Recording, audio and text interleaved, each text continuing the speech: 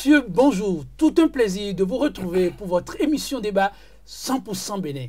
4 avril 2017, une date désormais inoubliable au registre des dates marquant l'histoire du Bénin démocratique. Toute une journée durant, le peuple a dû retenir son souffle, exactement comme dans l'esprit d'attente des résultats d'un scrutin présidentiel. L'émotion était très forte. L'avenir de toute une nation se jouait. L'Assemblée nationale devait décider des tests devant régir sa vie des années à venir. Le seul geste a accompli la prise en considération du projet de révision constitutionnelle tel voulu par le chef d'État béninois, Patrice Talon. 63 voix, soit les 3/4 des parlementaires, c'est ce qu'il fallait pour aider à tenir l'un des grands défis du chef de l'exécutif, modifier la loi fondamentale du 11 décembre 1990. Mais à l'arrivée, 3 voix ont manqué à l'appel. De justesse donc, la mayonnaise devant la représentation nationale n'a pas pris. Une issue très peu probable. Patrice Talon aurait pris toutes les dispositions idoines. Mieux, la représentation nationale, en dépit de la colère qui gronde de part et d'autre au sein de la masse populaire, paraissait dans son ensemble imperturbable et tout acquis à la cause du gouvernement. Alors, qu'est-ce qui a pu bien se passer? La fameuse boutade de la doyenne d'âge, Rosine Soglo, relativement à un prétendu achat de conscience des élus du peuple, justifie-t-elle à elle toute seule ce revirement de situation? Quelles pourraient être les retombées d'un tel vote et quel sort, en définitive, pour le projet de révision? Ce sont là les préoccupations majeures autour desquelles se fera le débat du jour. Thème au menu, rejet du projet de révision de la Constitution. Quelle alternative pour le chef de l'État? Pour les analyses et réflexions qui s'imposent, nous recevons pour vous un homme de médias, un éditorialiste plus précisément, qui n'est plus à présenter. On va le découvrir tout à l'heure. Et en face de lui, un acteur politique, Valentin Dianonté, député FCE, Foscori pour un Bénin émergent de la 6e circonscription électorale. Il est l'un des 22 députés par qui le blocage mécanique est intervenu au soir du 4 avril. Valentin Dianonté, bonjour. Bonjour cher ami Joël. Merci pour la disponibilité. C'est un plaisir. Le plaisir est partagé. En face de lui, je le disais, un journaliste, l'un des plus rares, dit-on, par ici. Il a nom Vincent Folly. Il est le directeur de publication du quotidien béninois d'information, La Nouvelle Tribune. Vincent Folly, bonjour. Bonjour Joël. Comment vous vous portez? Très bien. Très bien. La pleine forme. Je suis très honoré d'être devant un ministre que j'ai toujours combattu. Il est devant moi et je vois que nous allons encore mener une autre bataille. Sika est heureux de réaliser alors la jonction. Révision de la loi fondamentale béninoise, le projet inscrit au chapitre des réformes politiques envisagées par le chef de l'État, Patrice Talon, n'a pu passer comme une lettre à la poste. Une issue que très peu d'observateurs pouvaient prédire, même si le souhait du grand nombre y était. Alors je me retourne vers Valentin Dianonté. Je le disais en introduction, vous étiez ceux qui, trop tôt, ont fait savoir une position qui a été réconfortée par la suite par votre base, on l'a suivi, qui a massivement demandé à ce que ce soit un rejet par rapport à ce projet. Mais pour autant, ce n'était pas gagné d'avance. Ça doit avoir été très difficile, ce qui s'est passé là. Alors, merci cher ami. Je vous remercie pour l'honneur qui m'est fait pour être ici. Et mon honneur, ou bien ma joie devient plus grande lorsque je remarque que je suis en face de notre aîné, M. Folly, que j'aime énormément, depuis toujours, même au moment où il nous combattait. Parce que voilà un monsieur qui est honnête, direct, franc, et moi j'aime ça. Donc vous confirmez qu'il fait partie de ceux qui font l'honneur de la presse béninoise? Honnêtement, il fait partie de ceux qui font vraiment l'honneur de la presse. Enfin, il a la tête sur les épaules, il est très bien, techniquement, honnêtement, moralement, et moi je l'apprécie. Oh, merci beaucoup. Je n'ai jamais imaginé que dans ma vie, j'aurais la chance d'être en face de une femme comme Sika honorée. Oui, une fleur heureuse pour toute la presse béninoise. Alors revenons au sujet, comment tout ceci a pu se passer? Alors merci beaucoup, merci parce que c'est vrai, vous savez, nous sommes allés pour réviser notre loi fondamentale. Le problème n'est pas au niveau du principe de la révision. Pratiquement tout le monde est acquis qu'il faut à un moment donné quand même toucher cette loi fondamentale. Mais ce qui s'est réellement passé, d'abord, il y a la démarche. Il y a la démarche, où le gouvernement a suffisamment péché. Il y a également le contenu. Revenons d'abord à la forme. Vous savez, lorsque petit à petit, on a commencé par évoquer le sujet, le président de la République a mis sur pied une commission, dite commission Djogbenou. Déjà à ce niveau, il était dit que la commission a pratiquement une fonction consultative. Ça ne s'imposait pas au chef de l'État, c'est lui qui va décider. Et lorsque vous regardez également la composition même de cette commission, j'ai vu, c'est vrai, il y a quelques spécialistes, mais ces spécialistes, j'ai vu beaucoup plus, rien que des copains. Au sein de cette commission. De cette commission, avocat, tout ça là. Alors, ça me rassure pas tellement. Je les reconnais comme étant des gens de qualité. Il y a quelques spécialistes. Mais lorsqu'on me dit que finalement le rapport est transmis, mais ça ne s'impose pas au chef de l'État, c'est juste des idées qui ont été avancées, tout ça là. Et ça lui revient. Moi, je me suis posé un problème. Chemin faisant, le document a commencé à être élaboré. Et personne n'avait assez. Moi, député, membre de la commission des lois, je n'avais pas assez. Jusqu'à une date très très récente. Mais entre-temps, nous avons eu le plaisir d'échanger un jour avec le garde des Sceaux, qui nous a fait cette amitié de nous dire, bon, le gouvernement va introduire bientôt le projet, qui vont demander une session extraordinaire. En même temps, moi je l'ai dit, mon cher, je t'aime bien, tu es un jeune frère, nous sommes pratiquement dans le même quartier, je vais te donner un conseil. C'est vrai, je ne suis pas membre du gouvernement, mais je te demande de dire au chef de l'État de ne jamais prendre ce risque. Ça sonne mal.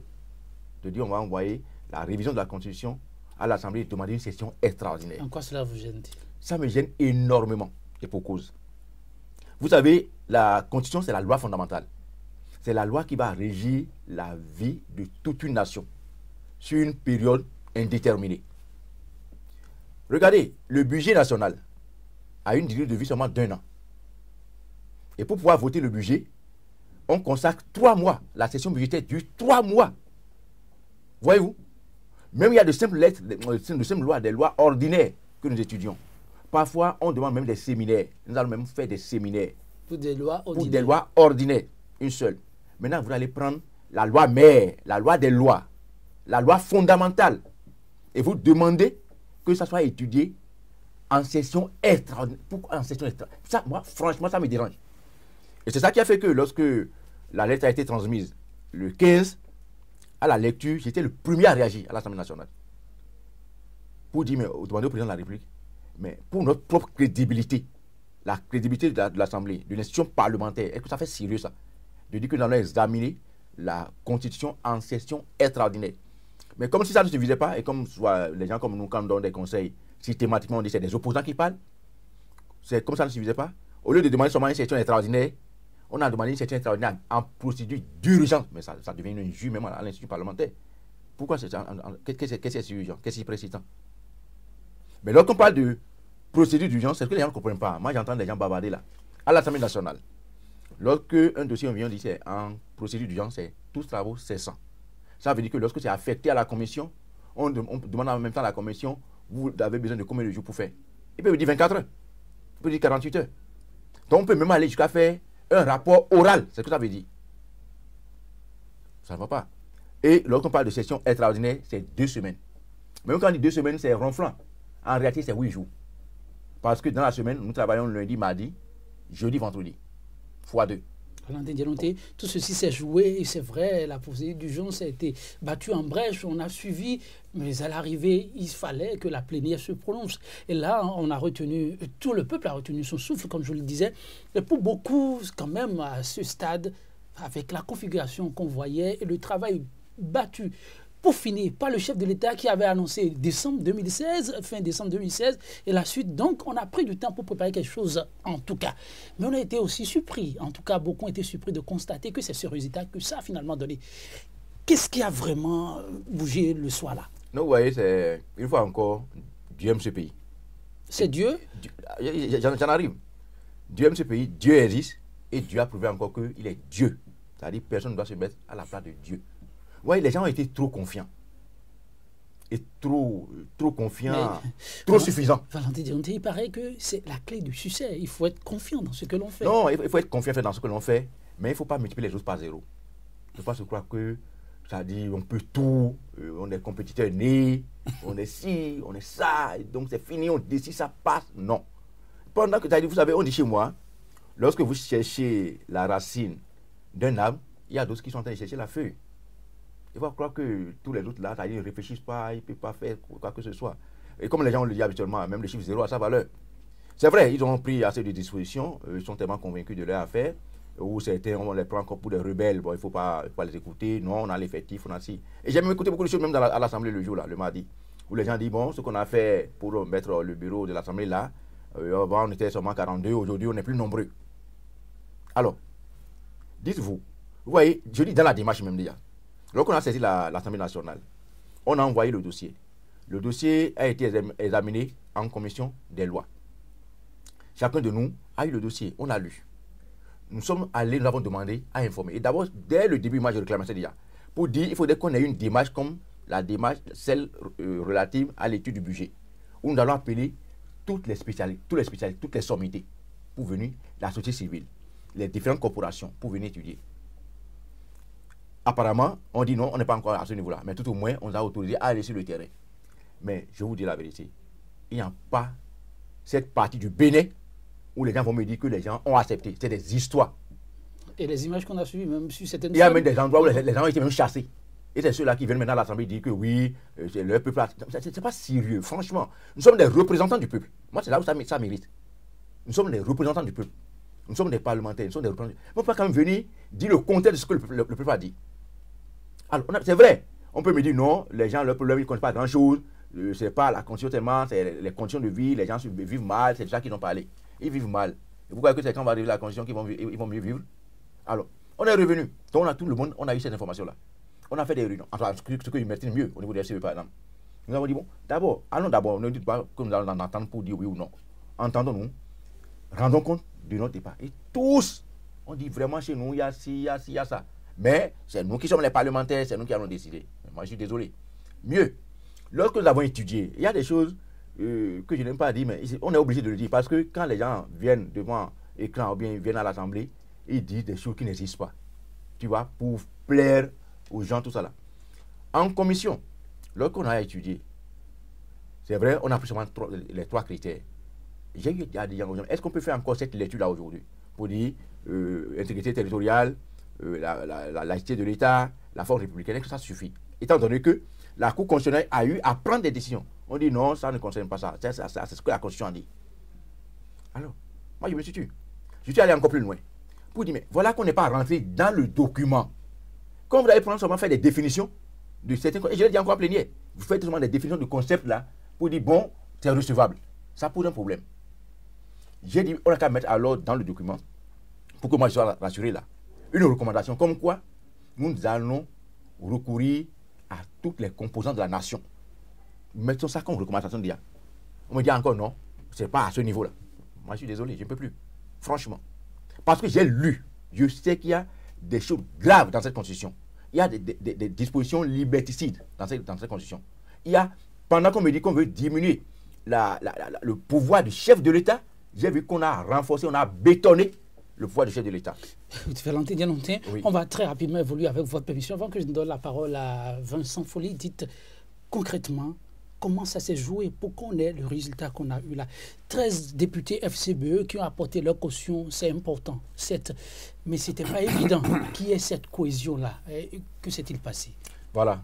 Vous savez, les 13 députés que vous avez notés au niveau du FCBE, et ces 13-là, franchement, c'est-à-dire, on ne s'est pas assis un jour pour dire nous allons faire quelque chose, on va être 13. Non. C'est des gens qui ont une certaine conviction.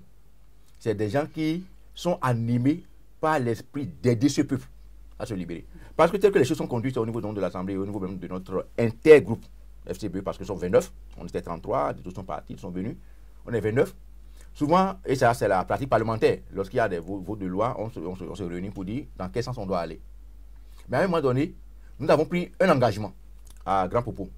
Nous avons dit, ce gouvernement, nous allons soutenir ce gouvernement dans toutes les décisions positives. Mais quand c'est mauvais, ou bien lorsque ça va porter atteinte aux acquis, pendant que nous étions au pouvoir, nous allons dire non, nous allons combattre. C'est ce qui a motivé votre choix. Donc voilà, c'était ça notre choix. unanimement. Mais chemin faisant, nous avons constaté que ceux qui nous dirigent là, c'est un peu comme si tout ce que le gouvernement amène, que ce soit bon ou mauvais, on doit dire oui. Ah là, on a dit que ça ne peut pas aller. Et lorsque nous étions à Dassa, pour les 12 lois là, il y a des lois où visiblement vous voyez que ça pose un problème. Mais on dit non, allons-y, allons-y. C'est là où déjà nous avons commencé par être méfiants. Valentin, que dites-vous très rapidement à ceux-là qui estiment que ça s'est joué de la sorte parce que, animé plutôt par un instinct de vengeance, vous auriez pris l'argent de quelqu'un qui aurait demandé de faire le contraire de ce que vous avez eu à faire, que vous vous êtes entendu pour soi-disant marquer un coup à l'intéressé. En tout cas, vous avez entendu la douane d'âge, l'argent aurait circulé. Vous avez reçu combien déjà? Moi, personne ne peut m'approcher, moi. Personne ne peut oser. Non, mais c'est déjà passé. Bon, on peut comprendre. Vos mandats en auront besoin. Je dis personne ne peut approcher Gérontin pour lui parler de l'argent. Là, ils le savent, tous à l'Assemblée. Personne ne peut m'approcher. Recevoir aussi, c'est naturel. Il n'y a aucun crime à ça. Mon frère a dit oui, mais moi, il va quand même de l'argent pour dire qu'il va voter une constitution qui va faire mal à la nation. Alors, personne les gens ne peuvent même pas m'approcher, ça ils le savent. Donc seule la conscience a joué. Personne, alors, moi, je vous dis, Gérontin, demander à l'Assemblée nationale, personne ne peut oser m'approcher pour dire l'argent. Oui. Maintenant, par rapport au 13 là, comme je vous l'ai dit, on a commencé la loi sur les collaborateurs sérieux. C'est là où nous avons pratiquement, c'est-à-dire on a remarqué que ceux qui étaient dans la même dynamique que nous, on s'est retrouvés à 13 pour dire cette loi-là, on ne va pas la voter. Parce que ça va poser problème dans notre pays. Nous ne pouvons pas être là avec tout le problème qu'on a, les problèmes de chômage, les problèmes de tout ça là. Où déjà on a dit il y a des aides de compétences. Et on a dit à la France que, bon, à un moment donné, nous allons demander, vous allez nous envoyer. Quand même, c'est se moquer des Béninois. Oui, Vincent Folly, oui, on se retourne vers vous. Vous comprenez, pour la cause, il était au feu, comme on dit. Il a compris ce qui s'est joué, il était un acteur, pas des moindres. Vous, l'éditorialiste, on a vu sous vos plumes annoncer aussi les couleurs, sonner l'alerte. Quelle lecture faites-vous du résultat final? Ok, merci Joël. Et avant d'aborder le sujet, je vais retourner le compliment du ministre. Et il est vrai, quand il était au gouvernement, j'allais dire, je le percevais comme une sorte de, je m'excuse du terme, un peu de marionnette du chef de l'État, qui était un personnage ombrageux, qui voulait tout contrôler. Et du ministère de l'économie maritime où vous étiez, avant de venir au ministère des relations... D'abord la culture, économie maritime et justice. Donc je vous ai suivi et nous, l'impression qu'on avait surtout, quand vous étiez à la justice, l'impression qu'on avait que vous étiez au service de quelqu'un. Et ça nous gênait beaucoup, surtout dans le cas du procès, si je me rappelle, de l'empoisonnement. Bon, nous n'avons pas apprécié. Mais ça, on peut en parler. Mais je retrouve que dans le rôle de, qu'est-ce que je veux dire, de législateur, je retrouve un autre homme. Et donc, avec la petite conversation qu'on a eue avant, et je vois qu'on ne connaît jamais les gens. Et que l'éditorialiste que je suis, ou l'analyste que je suis, et il manque le contact direct pour savoir qui est qui. Et je vais certainement découvrir le ministre sous un autre visage. Je le découvre maintenant tel qu'il parle. Il y a une sorte de sincérité qui me dit que peut-être il faisait ce qu'il faisait là de très bonne foi. Mais ce qui est important, c'est que nous sommes au service de ce pays. Et ce pays, nous avons à des degrés divers, nous allons le laisser à ceux qui vont venir après nous. Il faut que nous le laissons dans un bon état. Et je vois qu'il y a quelque chose, même si moi j'ai des soupçons que l'argent a circulé de part et d'autre, parce que la lecture de ce vote peut être faite dans le sens de dire que c'est une réplique à la lecture du vote d'il y a un an, où le président de l'Assemblée a été élu, c'est-à-dire Adrien Moubayi, dans presque les mêmes conditions, dans presque le même climat de tension. Peut-être la tension était plus élevée à l'époque parce qu'on voulait un changement de direction à la tête de l'Assemblée.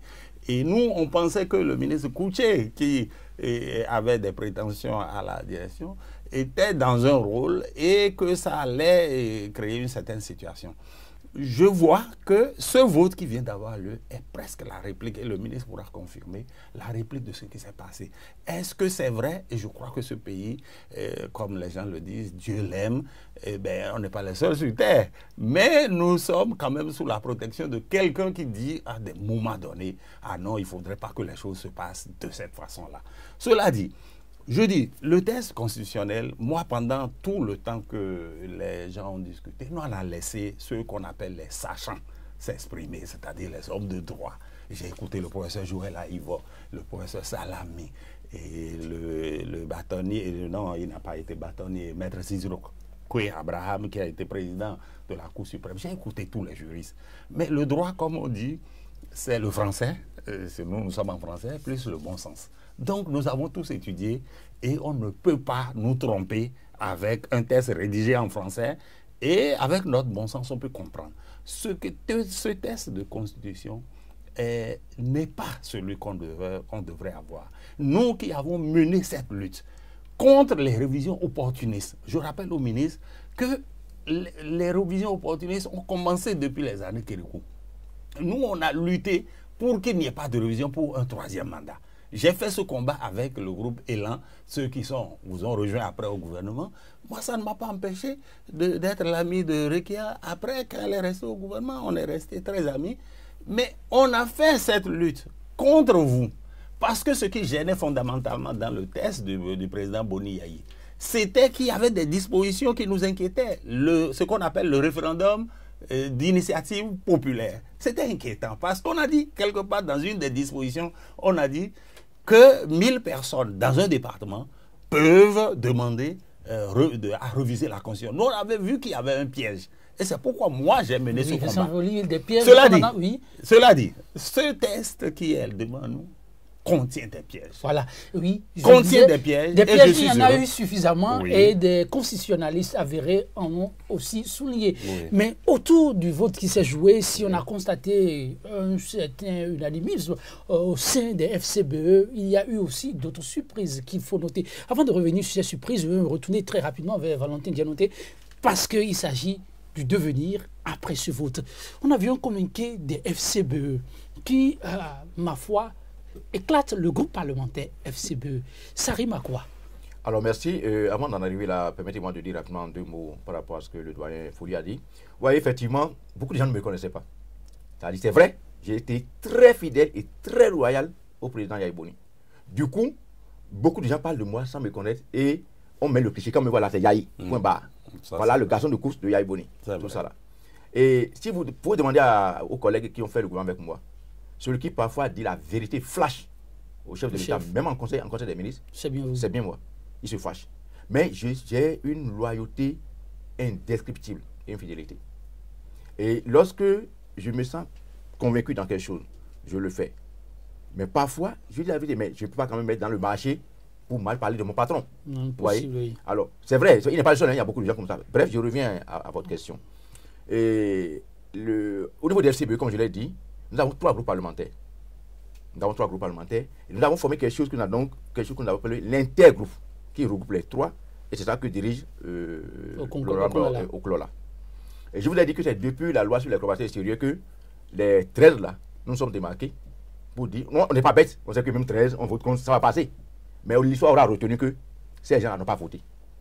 Et il y a encore d'autres lois sur les 12 là. Je l'ai dit clairement, quand ils ont regroupé là, j'ai dit, je vais voter contre. Ils ont tout fait, j'ai dit, je vais voter contre. Et je vais voter encore contre 3 autres. Ils n'ont qu'à déjà fait la comptabilité. Il ne faut même pas qu'ils perdent le temps même à m'appeler après. Donc les autres sont allés dans le même sens. Mais nous avons constaté que lorsqu'on est venu maintenant encore sur la Constitution, on était sûr d'aller sur le terrain, on a amené de la moisson, on a constaté visiblement que tout le monde était contre. Et comme l'a dit tout à l'heure M. Fouli, nous soyons sérieux. Tous les grands constitutionnalistes de ce pays, ils ont tous dit que c'est mauvais. Tous les politologues, tous les grands juristes ont dit que c'est mauvais. Tous les grands là. La seule personne qui soit grand aussi intellectuellement, qui a dit que c'est bon là, c'est le gars des sous Jobouénou. Quand même, arrêtons.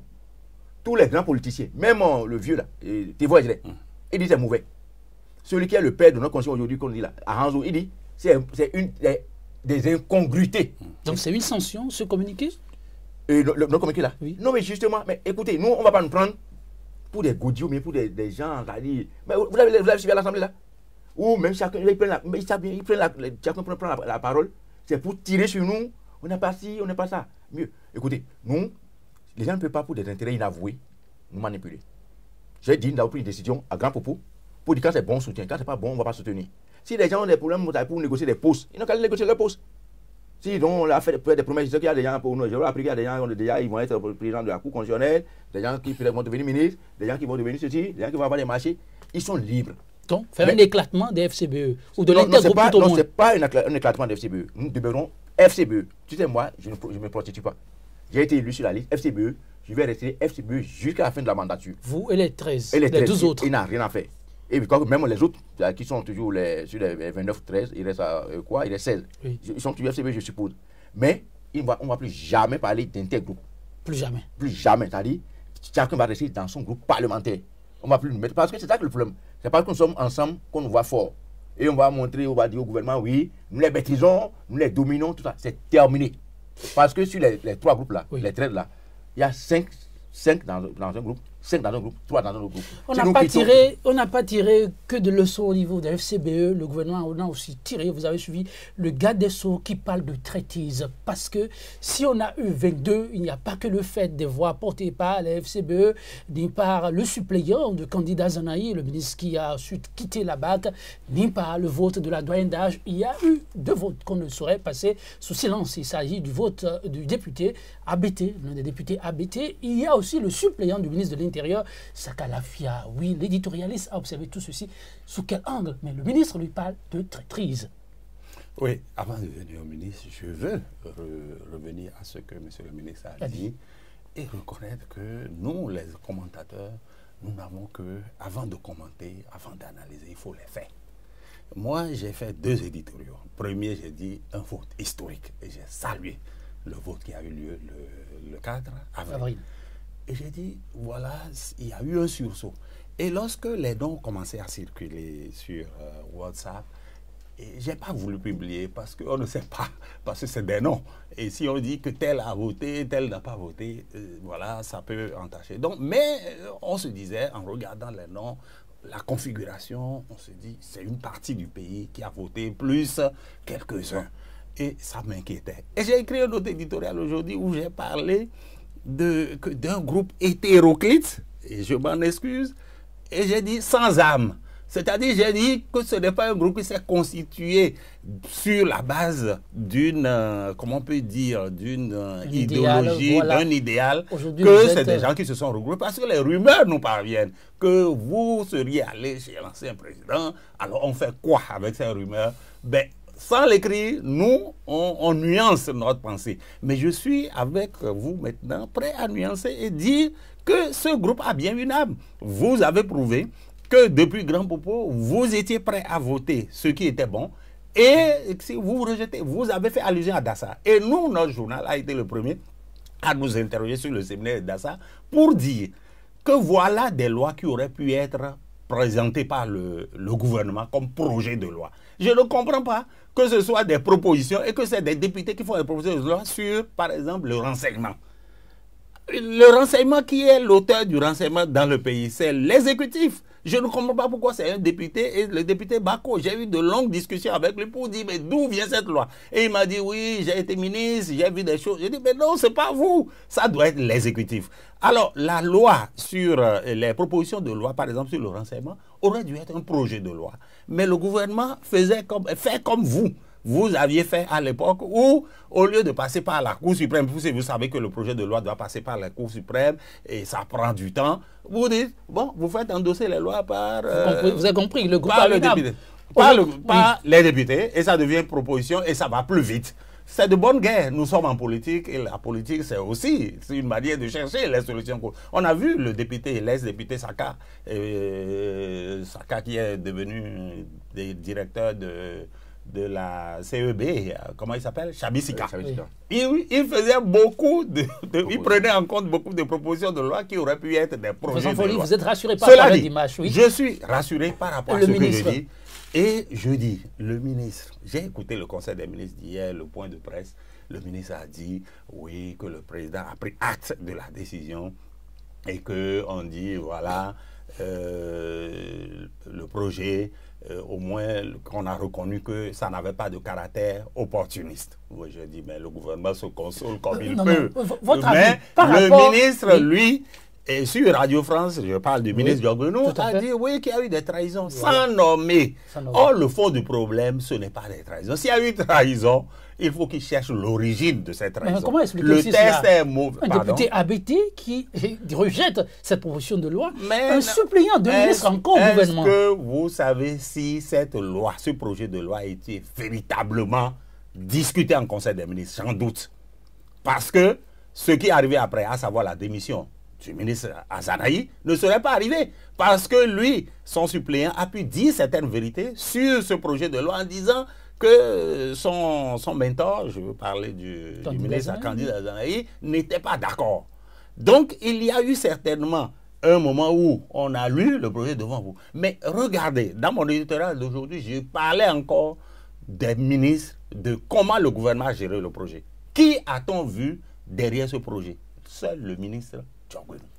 Où sont les autres? Où sont les autres? On aura la réponse dans très peu de jours. Le ministre sera encore face à son peuple. Mais en attendant, je me retourne vers le député hier.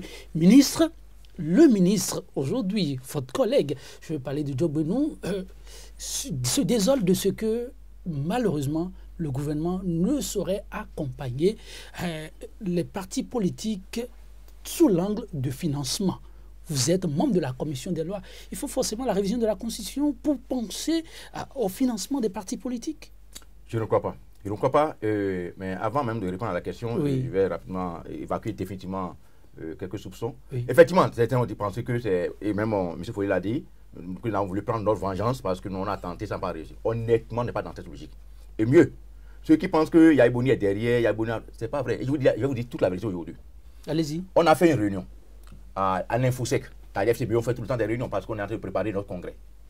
Et certains ont manifesté le gêne par rapport à l'ancien président. Pour dire, ils auraient appris que le président a dit si, 2. Nous avons décidé, donc on a mis un petit comité pour demander une audience auprès du chef de l'État, l'ancien chef de l'État, et que les députés reçoivent tous les députés FCBE, et que chacun lui dise vraiment les griefs. En face, il faut qu'on dise, monsieur le président, vous avez dit ceci de nous, on n'est pas content. Et là, nous allons régler ça définitivement. Le président va voyager, il était allé en Allemagne. Il a anticipé son retour pour qu'on organise cette rencontre-là un dimanche. Je vous dis toute la vérité. Donc, on organise cette rencontre un dimanche. On l'a informé. Mais étant donné qu'on avait déjà ce dossier dans le système, nous nous sommes refusés pour aller le rencontrer. Ah bon? Honnêtement, je vous dis la vérité. Vous pouvez faire vos enquêtes. Nous avons refusé parce qu'on dit, si jamais on allait là-bas, en groupe là, on sait, vous savez, on est tous filés. Hein, moi, je vois régulièrement Yaïbouni. Moi, je ne vais jamais tourner. Je l'ai dit sur Canal 3, je le dis encore. Il a été mon patron, il est devenu pratiquement un frère. Donc, je le vois régulièrement. Mais nous avons dit non, on n'ira pas le voir. Parce que la période là est mal indiquée. Les gens vont dire, on est allé prendre des consignes chez Yaïbouni. Donc, c'est ça, effectivement, on avait en projet d'aller le voir pour que les griefs que chacun avait contre lui, on puisse le dire. Ce n'est pas encore fait. On n'a pas fait.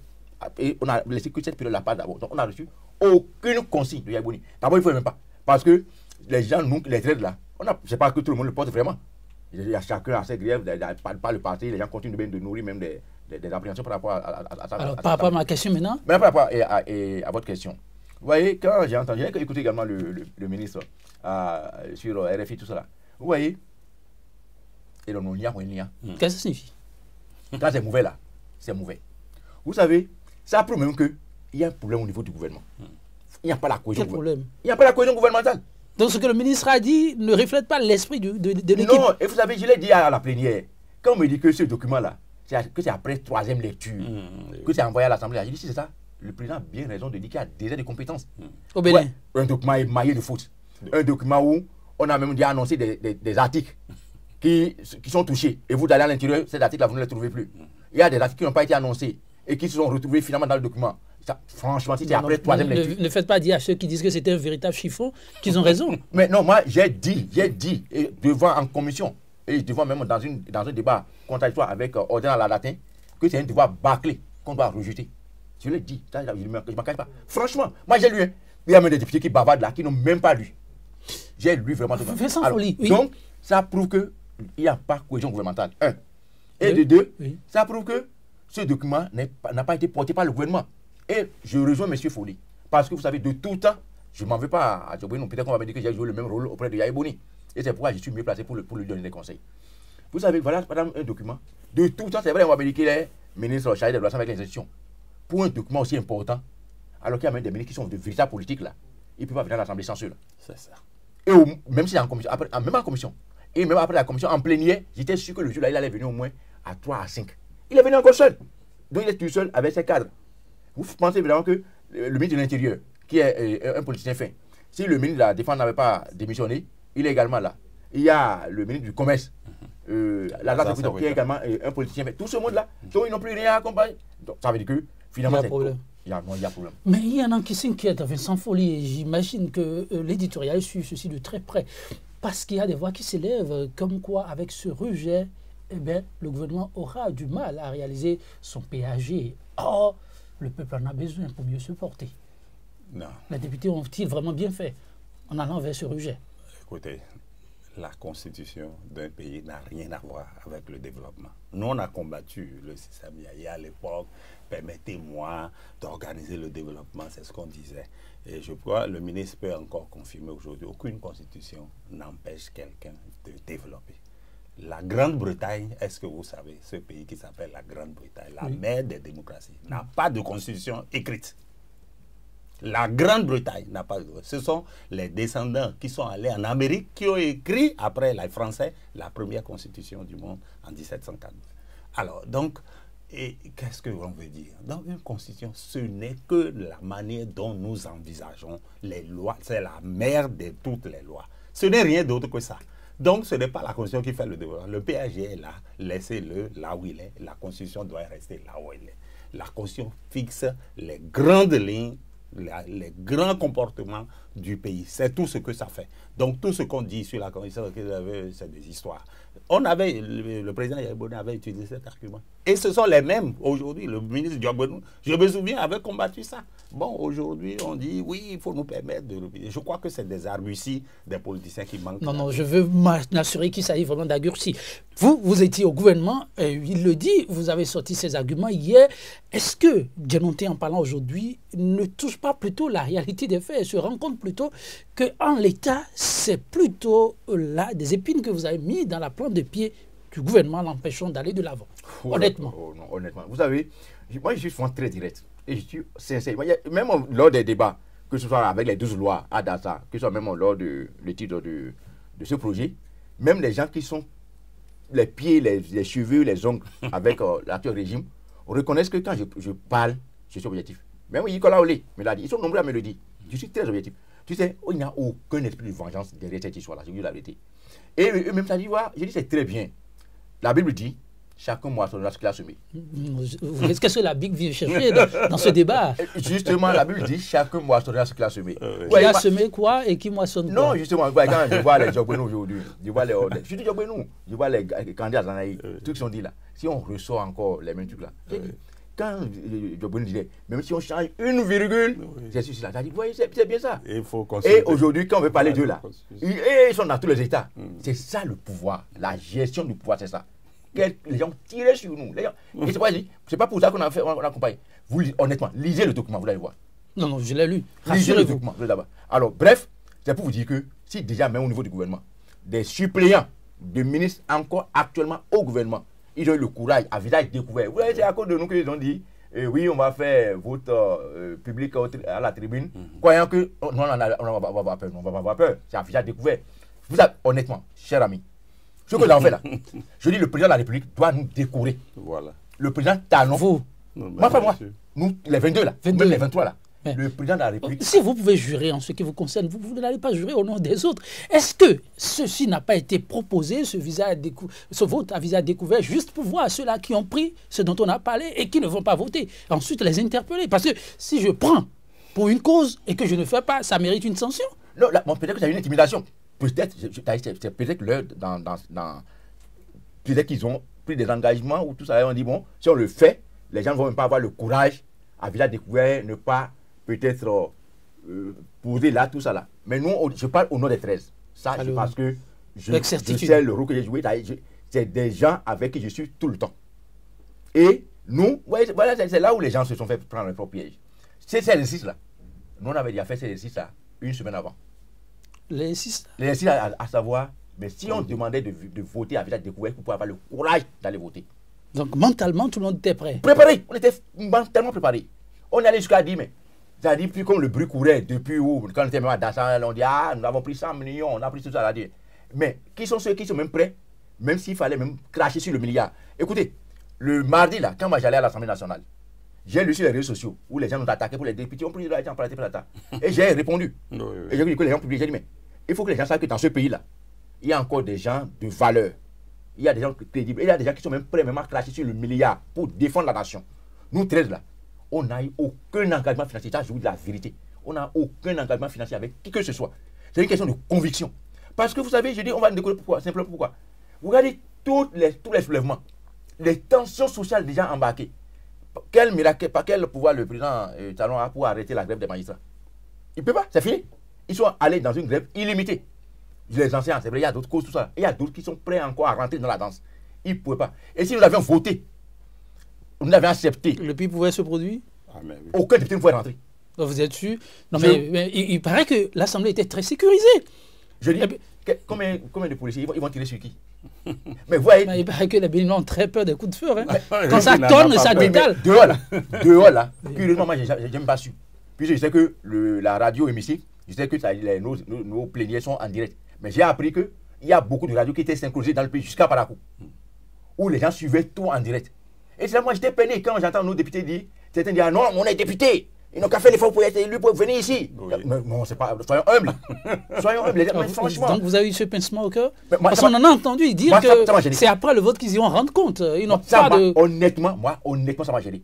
On est mandatés, arrêtons quand même, on est mandatés, nous sommes nos représentants du peuple. Et vous avez dit, mais ça, moi, je ne veux pas dire que les gens sont gonflés, mais je vais dire, les gens c'est trop orgueilleux ça. Trop orgueilleux. Les gens ont qu'à se battre pour devenir aussi députés, pour arriver ici comme nous. Oui, Vincent Follet, on a entendu beaucoup de choses de la part des députés. Mais je reste dans la même logique, je reviens sur certains engagements du garde des Sceaux. Il se soulage d'une réalité qu'il a décrite de la façon suivante. Ce vote prouve tout au moins que l'exécutif dispose d'une majorité confortable à l'Assemblée pour exécuter la suite de ce programme. C'est faux. Écoutez, ils ont eu quand même 60. Non, 60, tout ça, et ça peut s'améliorer.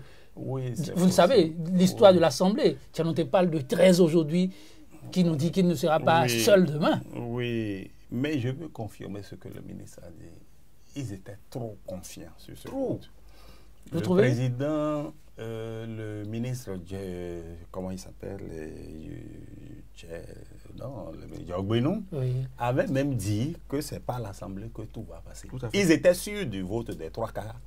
Et plus tard, ils étaient même sûrs d'avoir les 4/5. Ils n'envisageaient même pas le référendum. Il a dit que ça pourrait intervenir dans quelle hypothèse? Parce qu'ils ont déjà nettoyé le terrain. Qu'est-ce que vous appelez nettoyer le terrain? Oh, écoutez, chacun comprend. Les lois, on sait comment les lois se votent dans ce pays. On ne peut pas dire tout, on ne peut pas tout dire. Mais c'est que ça montre l'éloignement que le pouvoir a vis-à-vis du peuple. Le ministre Diogbenou a toujours l'habitude de dire oui, le président a une vision pour le pays. Même si on est 4 ou 5 à avoir cette vision, à le suivre, ce n'est pas grave. Il faut foncer. Mais non, on ne peut pas faire le bonheur d'un peuple contre sa volonté. Vous voulez mon bonheur, mais il faut demander mon avis. Ce que vous trouvez bon pour moi, je peux ne pas le trouver bon. J'ai comme l'impression qu'on pense que le président Talon, qui est certainement un homme intelligent, a... Vous dites certainement. Bon, allez-y, oui. Comme je le suis, comme vous l'êtes, et comme tout le monde l'est. Il est certainement un homme intelligent, mais il pense avoir des idées, de très bonnes idées pour le développement du pays. Et que même si les gens ne le suivent pas, ben demain on comprendra que parce que le développement, c'est-à-dire que c'est toujours une petite minorité. Il a certainement raison. Mais la minorité travaille toujours pour la majorité. On ne peut pas ignorer les bruits de la minorité. Et j'ai dit sur vos antennes ici que nous ne sommes pas au Rwanda. Le Rwanda a connu le génocide. Mais nous, on n'a pas connu ça. Et nous sommes un pays fier. Et nous sommes, et c'est dans les moments, lorsque j'écoute le ministre Diarontin, je comprends, je dis qu'un éditorialiste peut se tromper sur la position. Je pensais que ce groupe était un groupe régional. J'avais fait même une analyse en disant, faisons attention pour qu'une partie du pays ne vote pas contre une autre partie. Parce que c'est à peu près le tiers. Vous vous avisez? Non, je me ravise pour dire qu'on peut se tromper et dire que des gens de conviction existent. Et c'est bon pour le pays. Moi, je prenais le ministre Diamantin comme quelqu'un de très religieux qui récite les versets de la Bible pour accompagner une politique. Je vois que ça repose aussi sur une conviction. Il a dit tantôt que chacun récoltera ce qu'il aura semé. Mais ce n'est pas une phrase biblique, c'est simplement ce que nous disons tous les jours. On ne récolte que ce qu'on a semé. Je crois que le ministre Diogbenou et le président Talon auraient tort, et c'est ce que j'ai dit dans mon édito d'aujourd'hui, de continuer à gérer en ignorant la majorité. Ils doivent se rapprocher des politiques. Ils doivent faire de la politique. Le président dit qu'il est un homme d'affaires. Il ne peut pas, en étant chef d'État, continuer à gérer le pays comme le ministre Diogbenou l'a dit, c'est-à-dire comme une entreprise. Les citoyens béninois ne sont pas des employés du président Talon. Bon, nous sommes des citoyens. Là, on sait que mais non, il a dit qu'il gère le pays comme une entreprise. Mais le Bénin n'est pas une entreprise. Le Bénin, c'est composé de citoyens honnêtes, de citoyens qui ont des droits. Vincent Folly, Valentin Diononté, je vais peut-être vous décevoir, mais vous savez, ici, le temps joue contre nous. Très rapidement, vous allez me dire, vous n'êtes pas le conseiller du chef de l'État, mais si vous devez lui donner un petit conseil. Le projet de révision de la Constitution, il faut le retirer ou essayer un nouveau bon? Non, il faut le retirer. Je l'ai dit dans mon texte aujourd'hui. J'ai dit que ce projet n'est pas bon. Il est mort-né. Il faut le retirer. S'asseoir avec des juristes qui vont nous composer un autre texte et ensemble que les politiques vont viser et pour que ça ait l'idée d'un consensus et qu'on ait à l'Assemblée sans avoir à se batailler sur des mots, sur des termes. Merci Vincent Folly. Le projet de constitution avait été vu par des spécialistes, on n'en serait pas. Merci. Je veux vous demander, le même exercice c'est un peu complexe, mais on va essayer très rapidement avant de clôturer. On se retrouvera sur ce plateau, peut-être pour nos thèmes. Vous voyez, monsieur le ministre député, si vous avez un petit conseil à donner au chef de l'État ou au garde des Sceaux, que lui diriez-vous par rapport à ce projet? Un retrait? Merci. Vous savez, conseil que je vais donner au chef de l'État et au garde des Sceaux, c'est d'être plus humble. Plus humble. Vous voyez, le président dit qu'il va changer la constitution avant fin 2016. Quand même. Tu m'as confié, je n'ai pas compris. Tu as dit une entreprise, c'est vrai, et je l'ai dit sur une autre chaîne hier, vous dites, mais c'est vrai, je sais qu'il est un capitaliste, il a été chef d'entreprise, je pense que on dit A, c'est A. Une nation, c'est pas ça. Hein. C'est trop complexe de gérer un pays. Voilà. Même si lui-même l'a dit, moi, je ne lui parle pas des intentions. Que lui, c'est lui qui finançait des choses, c'est lui qui a dirigé, même lui qui était parti à l'Assemblée pour le bureau, tout ça là. Une chose est de financer les politiques, mais une chose est de faire de la politique, d'être chef d'État soi-même. Oui. C'est trop complexe. Oui. Vous avez à gérer beaucoup de contradictions. Alors, votre mot à son adresse? À son adresse, je vais lui demander d'être plus humble et de savoir que c'est des hommes qui dirigent. Et en politique, il y a trop de tendances. Également, après, Diogbenou vient dire, c'est grave. C'est-à-dire que le mois de mars, c'est le mois de la révision. Car il aimerait aller plus loin. Pour dire non à l'Assemblée, non, tu ne peux pas s'en faire. Tu ne peux pas s'en faire. Mais là, il va savoir maintenant qu'il faut s'en faire. Alors, donc, je vais le demander, comme il l'a dit là, ils n'ont qu'à réunir les spécialistes et le laisser main libre. Nous savons, tous on sait. Même avec 4 articles, on peut régler les problèmes qui ne vont pas dans notre conscience. On n'a pas besoin de toucher une cinquantaine de... Valentin Diononté, Vincent Folly, merci à vous d'avoir été des nôtres. 100% Bénin, le moment venu pour nous de vous fausser compagnie. Mesdames, Messieurs, mais non, sans partager avec vous cette citation du grand écrivain français Adolphe Doutetot, le peuple qui ne sent pas la main de celui qui le gouverne lui fait sentir la sienne. Mesdames, Messieurs, merci d'avoir été des nôtres. À très bientôt.